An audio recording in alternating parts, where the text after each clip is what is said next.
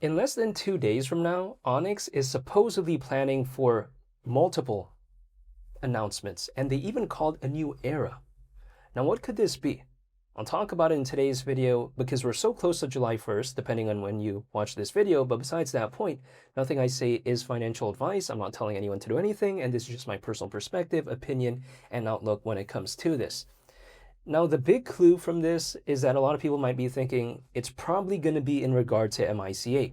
The reason why is because it's somewhat very convenient, right? Onyx is planning for multiple announcements on July 1st, and as we all know, on July 1st, it kind of marks the due date, at least in the European Union. What do I mean by this? So, the due date of July 1st means that, you know, service providers within this space that don't have MICA authorization, if let's say they don't have it by that due date, they're not going to be able to serve European Union clients anymore.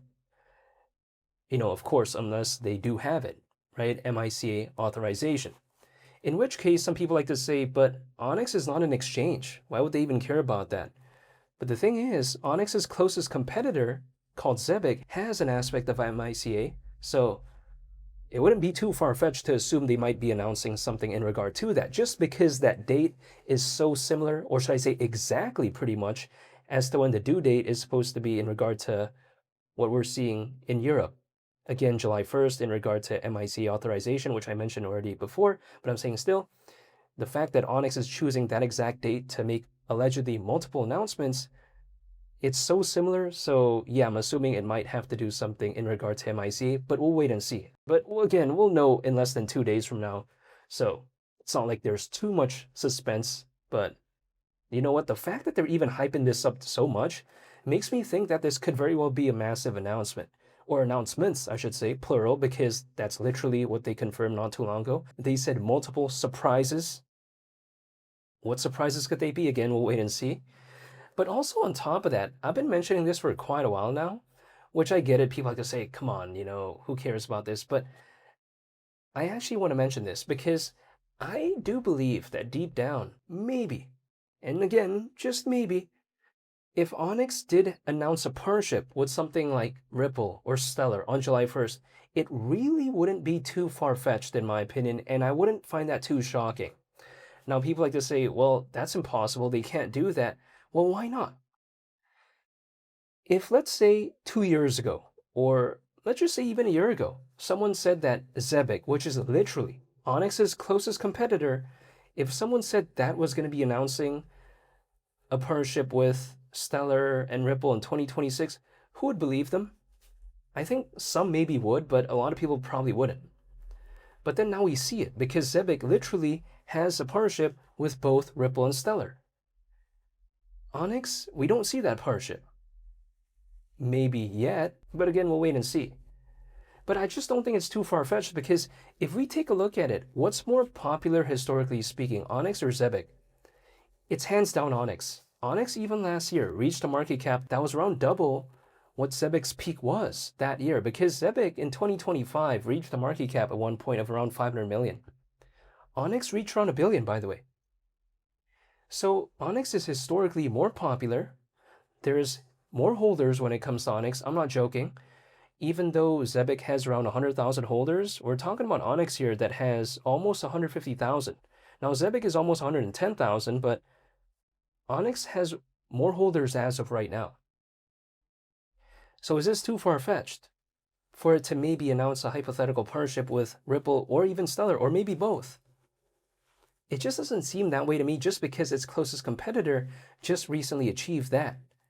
Now, if Zebic never achieved it, maybe it's a little bit hard to believe, but because Zebic did, it just kind of opens up this door where now, a potential or hypothetical partnership with both Stellar or maybe let's just say Ripple, it just doesn't seem too far-fetched to me anymore in regard to Onyx. But yeah, besides that point, when I take a look at, let's say in the case of Onyx, people like to tell me, well, what happens if we see July 1st and then Onyx's announcement is like a letdown? Let's say it just wasn't anything that impressive. Now, that's a pure hypothetical that could be the case, maybe. But one thing I do know, though, when it comes to Onyx is that they typically don't have a history or a track record of doing that type of stuff. Now, I've seen some projects out there have a track record of trying to hype up things, but then turns out the announcement is very lackluster, or maybe they don't even announce anything at all. But when it comes to Onyx, they don't have a history of doing that. So I just have a hard time believing currently that they're going to be not announcing anything or just announcing something that is very lackluster. I just don't have that belief right now just because I haven't not seen it ever historically when it comes to Onyx. Onyx so far, ever since at least I started holding it, what did it say that it was going to do? It said it was going to launch the testnet of Goliath, its layer 1 blockchain, in 2025. And guess what? It did. So that's number one. Number two, they said that they were going to be releasing the mainnet in 2026. And did we see it? Of course we did, when it comes to Goliath in the case of Onyx. So what pranks have they done so far? I just can't see any. That's the thing. So they don't have a track record of doing that. So I get it. It's a valid concern that some people may think, what happens if, let's say, it's July 1st and either they don't announce anything or let's say it's just very lackluster. Again, it's a valid concern, but at the same time, Onyx just doesn't have the track record of doing that, at least in my perspective, but we'll wait and see. And keep in mind, the real utility, in my opinion, is just starting to kick in when it comes to Onyx. The reason why I say that is because it's not like the utility was bad or anything before, but if we take a look at Onyx launching the mainnet of Goliath, guess what? Onyx is used as gas fees on there, which typically is a sign in which case showcases that the real utility is just kind of kicking in. Because usually when a project launches a blockchain, or its own blockchain, I should say, and they use that token for gas fees on that particular blockchain, it's typically when the real utility could actually kick in. Now, it's contingent on the adoption, of course, but at least it gives that option. Because if, let's say, Goliath, as a layer 1 blockchain, which has this emphasis towards global trade and finance, if, let's say, a large bank or, let's say, a large enterprise wants to build on there, or a very massive developer, who knows? If they do, guess what happens? If there's more activity going on when it comes to Goliath, inherently, there's more and more gas fees. What happens? Onyx is being used, and not only that, 10% of gas fees on Goliath are actually burned. So that's typically when the utility kind of kicks in. It's just Goliath wasn't launched at the best time, because if we take a look at the mainnet, it launched this year. It wasn't such a good time when it comes to altcoins. So it's difficult for me to kind of evaluate just how good it really is, because sometimes people like to ask me, oh, is Goliath any good?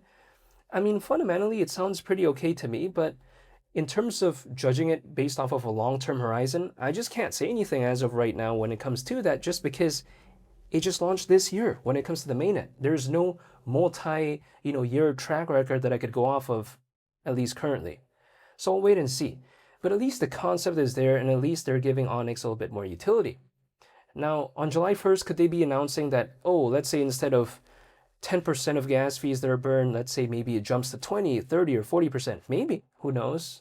We've seen it before happen with other projects, so it wouldn't seem too far-fetched here. Or let's say they announce that a large bank or enterprise is building on Goliath. Again, wouldn't surprise me, but we'll wait and see. But again, it's less than 2 days from now.